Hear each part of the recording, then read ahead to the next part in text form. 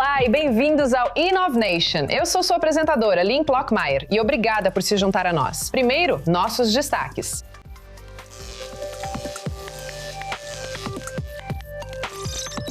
Agora é uma novidade mundial. Cientistas israelenses descobriram que um ingrediente ativo do Viagra pode impedir que o câncer se espalhe. Nós conversamos com uma das pesquisadoras. E de Israel para a quantia modesta de apenas 7 bilhões de dólares.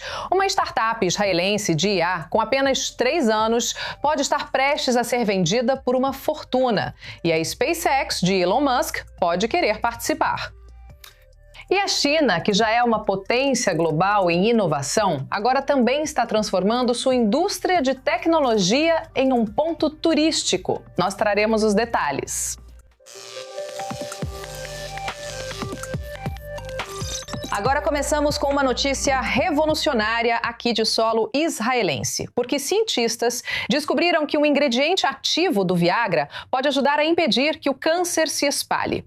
O sildenafila, o medicamento mais conhecido pelo nome comercial Viagra, que, como você sabe, é usado para tratar disfunção erétil, mas também tem sido investigado para uma série de outras condições por causa da forma como afeta o fluxo sanguíneo. Agora, pela primeira vez no mundo, pesquisadores israelenses descobriram um uso potencial completamente diferente para o medicamento, ou seja, impedir que células cancerígenas se espalhem para outras partes do corpo. Então, para falar mais sobre isso, é um prazer apresentar a doutora Salma Hayek. Não confundir com a famosa atriz Salma Hayek, é claro, mas igualmente importante em sua área. Muito obrigada, doutora Salma Hayek, por estar aqui comigo hoje.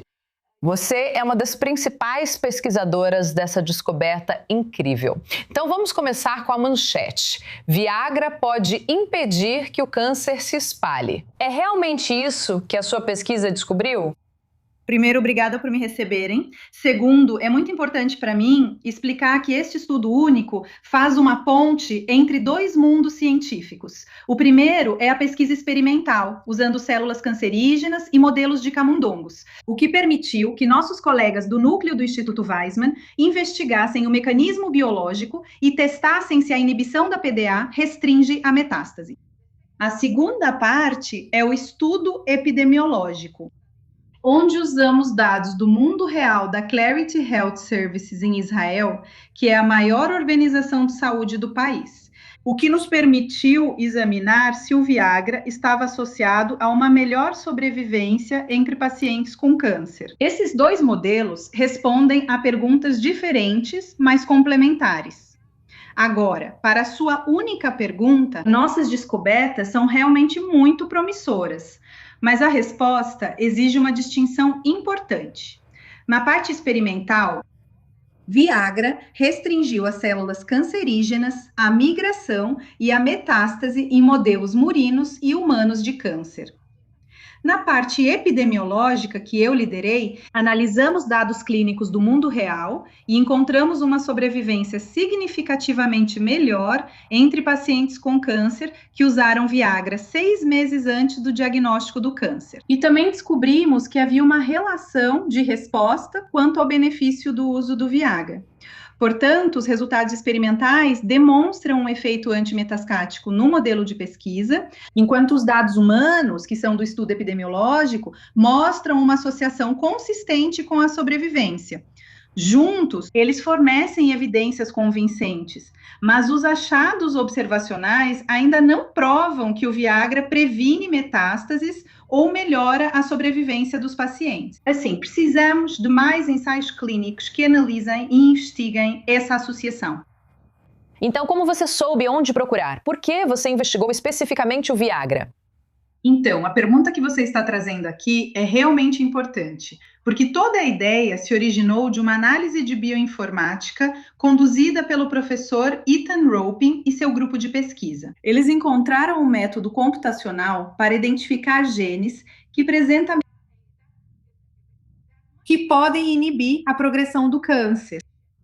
E um dos genes que eles analisaram foi o PDE5A.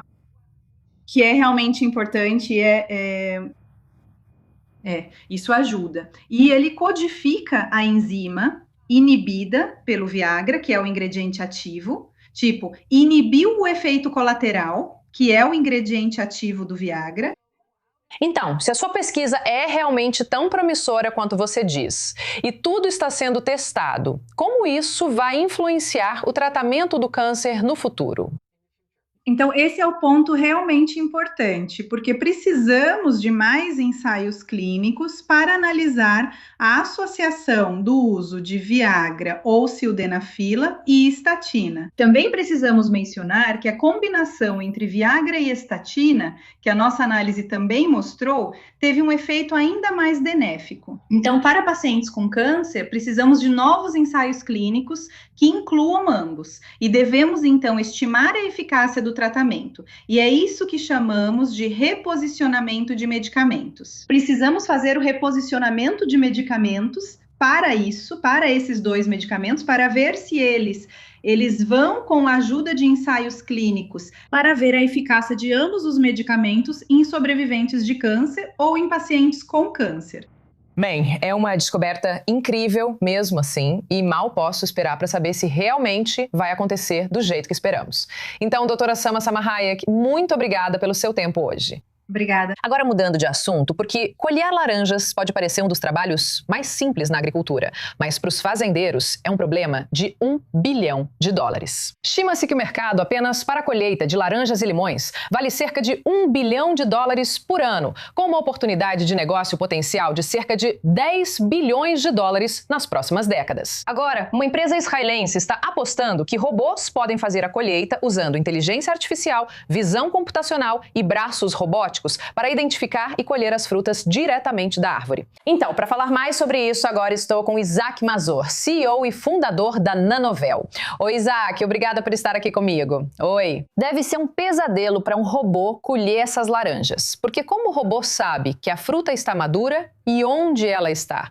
Como vocês fazem isso? Bem, antes de tudo, ele não reclama. Então ele faz o trabalho como foi treinado. E, na verdade, nós o ensinamos a fazer o trabalho e o ajudamos a fazer o trabalho através de um design adequado. E nós realmente usamos várias tecnologias. Uma delas é a IA, claro, a IA, que são os olhos e o cérebro dele. Ele vê a fruta e vê a fruta da forma como a natureza vê. Portanto, mesmo que a árvore seja muito densa e tenha uma folhagem profunda, folhagem densa, ainda assim a luz consegue entrar. Então, se a luz consegue entrar, nós também conseguimos ver. E nós vemos a fruta, mapeamos o ambiente dela e planejamos cuidadosamente como abordá-la, como agarrá-la e como cortá-la. Então, como isso se compara a um trabalhador humano? Nós realmente não podemos comparar um para um. O que comparamos é o custo por quilo, ou quanto você paga no final pela colheita. E nós somos cerca de 30% mais baratos. Mas mais importante do que isso, estamos sempre prontos para trabalhar. Os trabalhadores não estão. Há muita concorrência por trabalhadores, a oferta está diminuindo e o custo está aumentando. Um robô estará sempre pronto para receber seu comando. Essa é a grande vantagem além do custo. É isso que os produtores estão procurando. É a capacidade de planejar e contar com algo que não está sujeito à concorrência feroz todos os dias. E quanto ao fato de você focar agora em frutas cítricas, como laranjas, por que especificamente esses tipos de frutas? E você quer ou está se preparando para se aventurar em outros tipos de frutas ou vegetais? A resposta é sim, simplesmente. A resposta mais longa é que frutas e laranjas são o que chamamos de fruta de fácil acesso. É grande, é muito visível e é difícil de colher para seres humanos, mas é tranquilo para robôs. Então, é aí que a nossa contribuição entra. Esse é o melhor ponto de entrada. E claro, logo depois nós vamos expandir para além dos cítricos, para qualquer fruta que exija um corte cuidadoso e seja sensível a qualquer dano. Porque se você danificar a fruta, é descarte, sabe? Você perde o resultado. Então, frutas de caroço, abacate, manga, todas elas, passo a passo, vão receber esse tratamento. E quanto a você, que acabou de receber um voto de confiança europeu, você pode nos contar sobre isso? Isso é uma grande conquista para nós, na verdade, considerando as probabilidades, sabe, 1 em 50. E eu acho que foi uma grande valorização e reconhecimento da nossa tecnologia nosso valor para a comunidade, nosso valor para os produtores. E nossa capacidade de execução é composta por pessoas muito experientes. Eu sou um empreendedor sério. Eu construí um negócio de equipamentos de capital em semicondutores. Na verdade, em um mercado bem diferente. Mas ainda assim, a experiência é valiosa para isso, para construir a organização, para dar manutenção a equipamentos de capital ao redor do mundo. Bem, é incrível que você tenha recebido esse voto de confiança. Então, parabéns. Obrigada. Isaac Mazur, CEO e fundador da Nanovil. Obrigada pelo seu tempo hoje. Agora, quem nunca xingou preso em intermináveis engarrafamentos em uma grande cidade? A NoTraffic pode ter encontrado uma solução para municípios ao redor do mundo. A startup está trabalhando para otimizar o fluxo de tráfego e, assim, reduzir a poluição. Mais detalhes nesta reportagem. Durante o horário de pico, as cidades praticamente param. Na maioria das grandes cidades, os semáforos ainda funcionam sem levar em conta as condições de tráfego em tempo real. Então, como podemos otimizar o tráfego nas ruas? A solução pode ter sido encontrada pela startup NoTraffic. Fundada em 2017, a empresa desenvolveu a primeira plataforma autônoma de gestão de tráfego urbano movida por inteligência artificial. Seu objetivo é eliminar os congestionamentos e tornar as ruas mais seguras em tempo real. Nós entendemos que o trânsito passou por pouquíssimas mudanças nos últimos 100 anos. E houve algumas mudanças, mas achamos que, usando tecnologia, podemos fazer um grande avanço. E foi isso que trouxe a empresa, com várias pessoas do setor de tecnologia que não sabiam muito sobre trânsito, a se tornar uma das principais empresas de gestão de trânsito atualmente. Ela chega a um semáforo às 2 da manhã. Ela é a única ali, mas pega o sinal vermelho. Por que é que ela deveria pegar o sinal vermelho? Certo, não tem ninguém ali. Ela deveria pegar o sinal verde. Certo, esse é apenas um pequeno exemplo de como podemos melhorar. O princípio é simples, mas altamente eficaz. A empresa instala dispositivos inteligentes nos semáforos, equipados com câmeras, radares e chips de IA. Em milissegundos, o sistema identifica tudo o que se move pelo cruzamento: carros, ônibus, ciclistas e pedestres, e se adapta instantaneamente ao fluxo do trânsito. Então, o que fazemos é observar o trânsito em tempo real. Enquanto que hoje, na maioria das cidades, o fluxo do trânsito é baseado em planos de temporização estatísticos. Nós observamos o trânsito em tempo real e tomamos decisões em tempo real com base no fluxo de veículos que realmente está acontecendo. Agora, o que também fazemos é que não estamos apenas operando um sistema, estamos realmente operando uma plataforma. Vou te dar um exemplo em uma das grandes cidades dos Estados Unidos. Um estádio de futebol americano, Monday Night Football. O corredor que otimizamos, sem polícia, ok? Foi só a otimização, só o trabalho de otimização. E o trânsito ficou muito melhor do que teria ficado se tivesse sido controlado pela polícia. E os municípios nem precisam modificar sua infraestrutura existente. A maioria das cidades já possui algum tipo de tecnologia chamada tecnologia de detecção. Depois, elas avançam para tecnologia de vídeo, tecnologia de radar, até tecnologias térmicas e agora até tecnologias LiDAR. Então, existem diferentes tecnologias e essas já estão implantadas. Agora, o que estamos fazendo é utilizar a tecnologia já implantada, mas estamos retirando as coisas antigas e instalando as novas. Vamos ver isso em ação. O que você tem aqui é uma cidade. Este é o trânsito antes de chegarmos lá. E então você pode ver 2 semanas depois, mesmo dia, mesmo horário, mesmo dia da semana. Olhe para o trânsito. Certo. Então o que você vê aqui é que toda a fila simplesmente desapareceu. Sim. Certo. E aliás, tem mais carros rodando aqui do que aqui, obviamente. Então, tem mais tráfego fluindo suavemente. Outra coisa que você vai ver aqui desse lado, olhe para a conversão à esquerda. Certo. Porque nós realmente vemos o que está acontecendo, vamos liberar aquela faixa de conversão à esquerda para eles. Assim, eles não terão esse tipo de problema, certo? Então isso faz parte da otimização que eu te mostrei antes. E os resultados falam por si só. Nós vimos que nas cidades onde fazemos a otimização, nós reduzimos o congestionamento do trânsito em 30% a 50% em muitos casos. Mas uma das coisas mais interessantes é que mostramos que, para cada dólar gasto em tecnologia da NoTraffic, a cidade obtém um benefício econômico de algo entre 75 a 200 dólares, ok? O que é ótimo para os prefeitos, porque eles conseguem calcular a redução do congestionamento quanto isso economiza para os cidadãos. Emissões, obviamente, e melhorias na segurança. Então, se há menos acidentes e menos avanço de sinal vermelho, menos pessoas acabam se machucando. A empresa também está firmemente focada no futuro. Vemos o trânsito evoluindo o tempo todo, certo? A cada vez mais, você vê todos os tipos de veículos autônomos. Eles podem se comunicar entre si, eles fazem um ótimo trabalho se comunicando entre si, mas alguém precisa ter uma visão geral. Aliás, em cada cruzamento que instalamos, também temos uma antena especial, feita para o futuro. Estamos ansiosos por todas essas coisas do futuro, onde os carros andam sozinhos e tudo mais. A inteligência artificial ainda não eliminou o trânsito, mas talvez tenha acabado de freá-lo de vez.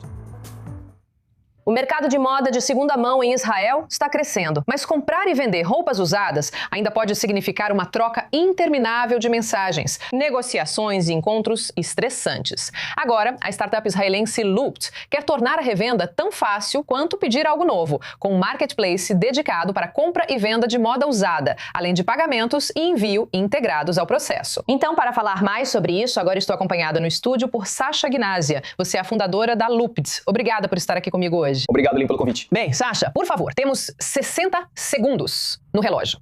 Por favor, o que a sua startup faz? Ok, então, Loopt eu descobri quando estava na França. Eu adorava vender minhas roupas no Vinted. E, sinceramente, quando cheguei em Israel, eu tinha muitas roupas para vender e não havia nenhuma solução para isso. Então, o conceito do Loopt é basicamente vender suas roupas que você não usa mais. O Loopt é muito fácil. Você tira uma foto das suas roupas, você coloca algumas informações e está no aplicativo. E depois alguém simplesmente compra e você tem duas opções. Você pode simplesmente vender, pode simplesmente deixar em um locker. Então, alguém compra no aplicativo, você coloca no armário e a pessoa vai pegar no locker mais próximo da casa dela. Ou você pode simplesmente agendar uma retirada. Alguém vai até você e pega. Assim, você nem precisa sair de casa. Mas não é só isso. No Loopt também temos uma parte social, onde você pode, por exemplo, adicionar seu avatar, adicionar sua foto, seguir pessoas, adicionar amigos. Então, eu acho que é realmente um aplicativo onde você pode tanto vender suas roupas, quanto aproveitar para interagir com as pessoas e se divertir. Bem, como ele se compara, por exemplo, ao Vinted? Porque acho que todos nós conhecemos essa plataforma. Mas você diz que tem uma vantagem sobre o Vinted. Sim, em primeiro lugar, não existe Vinted em Israel, então nós ocupamos um espaço onde não havia ninguém. Então, todo o conceito do Loopt não é só vender, como eu disse, vender roupas, mas também adicionar amigos, seguir pessoas. E, por exemplo, amanhã, quando houver influenciadores no Loopt, que já começamos a ter agora, você pode simplesmente segui-los e comprar as roupas deles, que eles não usam mais, porque você gosta do estilo deles. Então, esse é o conceito do Loopt. A grande diferença é que realmente temos essa parte social que o Vinted não tem. E, como eu disse, eles não estão em Israel. Então, nós estamos aqui onde eles não estão. E você acha que há um grande mercado para isso em Israel? Sim, enorme, enorme mesmo. Existem mais de 100 lugares em Tel Aviv que vendem itens de segunda mão, como lojas vintage. Então há um grande mercado para isso.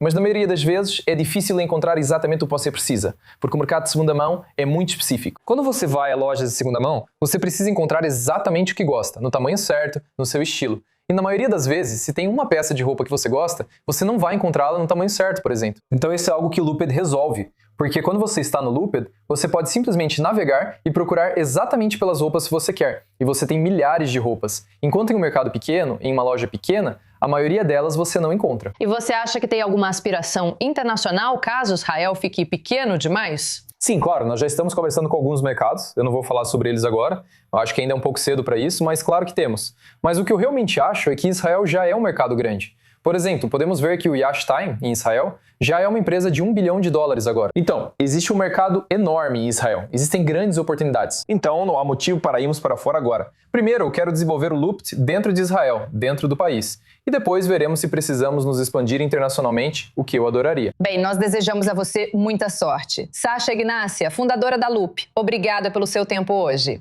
Muito obrigado.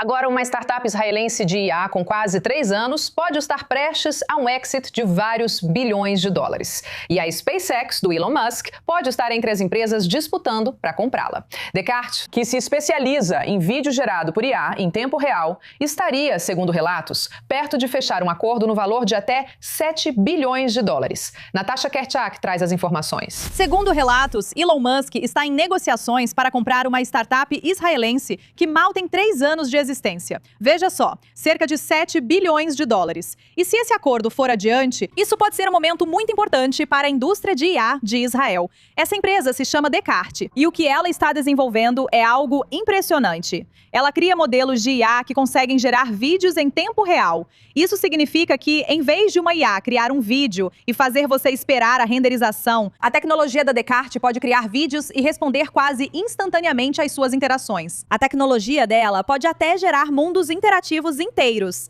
E foi isso, aparentemente, que chamou a atenção de Elon Musk, porque o bilionário vem acompanhando a Descartes desde 2024, quando a empresa lançou o Oasis, que é basicamente um videogame alimentado por IA que gera o mundo do jogo em tempo real. Desde então, Musk e o CEO da Descartes, cujo nome é Jim Leitersdorf, teriam mantido contato regular. Mas o maior diferencial da Descartes, na verdade, não é o setor de jogos. A empresa afirma que sua tecnologia pode gerar vídeos com IA usando significativamente menos poder de computação do que os modelos concorrentes. E isso é algo enorme, enorme no mundo da IA, porque gerar vídeo exige uma quantidade enorme de poder de computação. E surpresa, surpresa, poder de computação é caro. Agora, a Descartes está em negociações avançadas para ser adquirida por uma grande empresa internacional de tecnologia. E é aqui que a coisa fica interessante. A empresa estava, na verdade, negociando com a Nvidia, mas justamente quando essas conversas estavam perto de um acordo, outro gigante da tecnologia supostamente apareceu com uma oferta maior.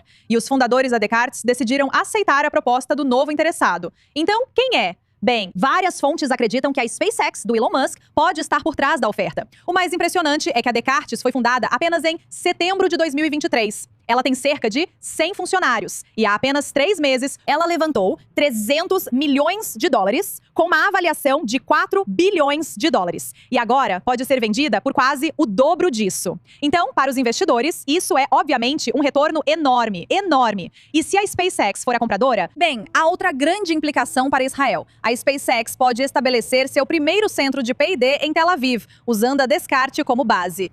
Natasha Kirschik, por lá. Agora, a China, claro, está se tornando mais do que um destino para passeios turísticos. Neste verão, turistas estão indo em massa para o país para experimentar um gostinho do futuro, com robôs, shows de drones, intenso agoniatá e trens de alta velocidade.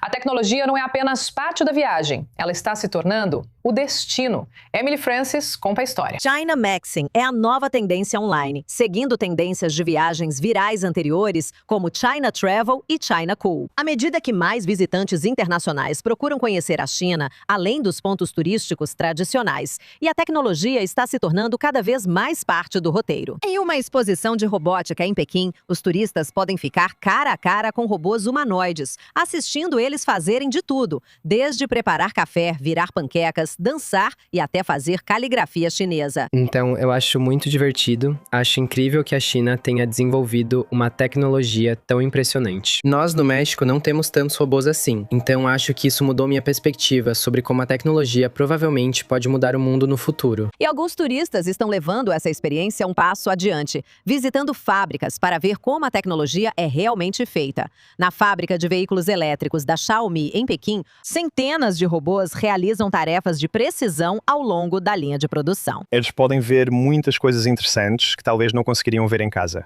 em termos de sofisticação e, provavelmente, mais do que tudo, o tamanho. Acho que o tamanho e o nível de avanço seriam realmente impressionantes. Mas a experiência de alta tecnologia não para no chão de fábrica. Turistas estão viajando de trem de alta velocidade entre cidades, usando guias multilingües com inteligência artificial em pontos turísticos e assistindo a enormes shows de luzes com drones em Shenzhen. Comodidades como essas tornam a China e viajar pelo país muito mais atraentes. Ao mesmo tempo, os visitantes estão buscando experiências culturais mais práticas, desde colher folhas de chá em Henan até explorar as cidades históricas da China e comprar seus produtos tecnológicos mais recentes. E os números sugerem que o interesse está se convertendo em viagens de fato, com a China recebendo quase 23 milhões de visitantes estrangeiros na primeira metade deste ano, um aumento de mais de 20% em relação ao mesmo período do ano passado. Os gastos dos turistas internacionais também aumentaram, com um crescimento de 72,9% em relação ao ano anterior, desde junho. As políticas de isenção de visto da da China tornam a viagem para lá mais fácil. As agências de viagens dizem que os visitantes estão pedindo cada vez mais para que a tecnologia seja incorporada diretamente em suas viagens, incluindo empresas de robótica, fabricantes de drones, experiências de direção autônoma e até entregas por drones na Grande Muralha. É um novo tipo de turismo, onde o próprio destino se torna uma vitrine para a tecnologia. China, que lugar incrível! Agora, é um pássaro? É um avião? Não, não é nenhum dos dois. É um robô que pode voar pelo ar e nadar debaixo d'água. Projetado pelo MIT, o robô foi inspirado em aves mergulhadoras, como petréis e papagaios do mar,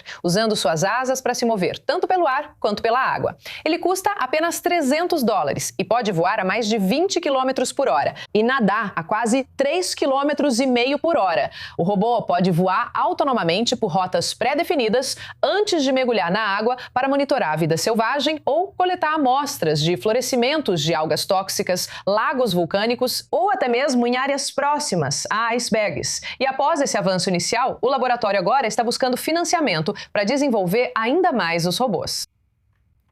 E isso é tudo por hoje. Eu sou sua apresentadora, Lynn Klaukmaier. O programa vai entrar em um recesso de verão de 2 semanas. Então, vou ficar feliz em receber você de volta em setembro. Aproveite esse restinho de verão onde quer que você esteja. Obrigada por assistir até agora e eu vou te ver muito em breve aqui na i24 News.